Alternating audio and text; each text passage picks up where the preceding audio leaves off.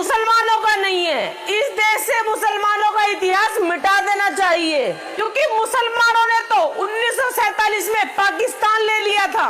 अब इन मुसलमानों का हमारे भारत देश में कोई वजूद नहीं है। कुछ नफरती चिंटू दिन रात ऐसी नफरत फैलाते हैं। चलिए आज मैं उनको मुंह तोड़ जवाब दे देती हूँ। चलो अपनी नफरत का डस्टर उठाओ और जरा ब्लैक बोर्ड साफ करना शुरू करो।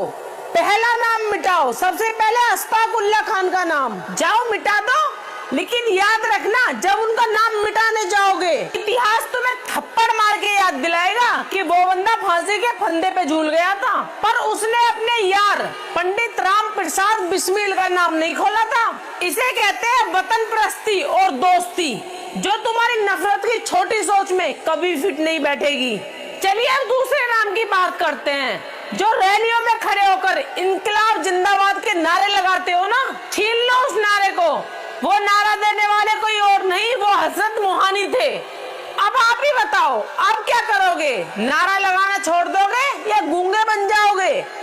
चलिए अब बात करते हैं तीसरे नाम के बारे में। जाओ छीन लो वीर अब्दुल हमीद के सीने से वो परमवीर चक्र, जिसने 1965 की जंग में पाकिस्तान के टैंकों के परखच्चे उड़ा दिए थे। वो जंग में शहीद हो गए थे, पर उन्होंने तिरंगे को झुकने नहीं दिया था। तुम लोग तो सिर्फ एसी कमरों में बैठ के ट्वीट करते हो, उन्होंने तो बॉर्डर पर वतन के लिए खून बहाया था। चलिए अब बढ़ते हैं अगली नाम की तरफ। Missile man doctor APJ Abdul Kalam. मिटा दो उनके सारे प्रयोगों को, उनकी पूरी टेक्नोलॉजी को, लेकिन मेरी एक बात याद रखना, जैसे ही कलाम साहब का तुम इतिहास मिटाओगे ना, ये देश डिफेंस के मामले में 10 को पीछे चला जाएगा।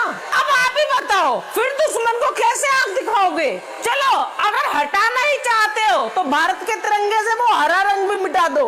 मिटा सकते हो? नहीं मिटा सकते ना, क्योंकि सच तो ये है तुम कागजी किताबों से ही नाम मिटा सकते हो, लेकिन इस मिट्टी में मिली हुई कुर्बानी को कैसे मिटा सकते हो? जिन इमारतों में जाके तुम सेल्फी लेते हो ना, लाल किला, ताजमहल, कुतुब मीनार, वो भी हमारे मुसलमान भाइयों ने ही बनाई है, क्या उन्हें भी मिटा सकते हो? देश की आजादी और हिफाजत की बात आई थी ना, तो कोई भगवा पहनकर शहीद हुआ था, कोई हरी पगड़ी पहनकर शहीद हुआ था, और कोई गुरुबानी पढ़ते हुए शहीद हुआ, तो कोई कुरान की आयतें पढ़ता हुआ शहीद हुआ। लेकिन जानते हैं सबसे बड़ा ट्विस्ट क्या है?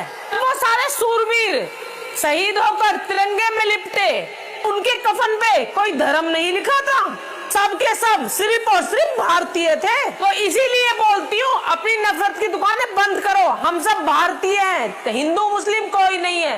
दोस्तों अगर आप भी मेरी बात से सहमत हो तो कमेंट में अपनी राय जरूर लिख के जाना और इस वीडियो को शेयर कर देना। जय हिंद, जय भारत।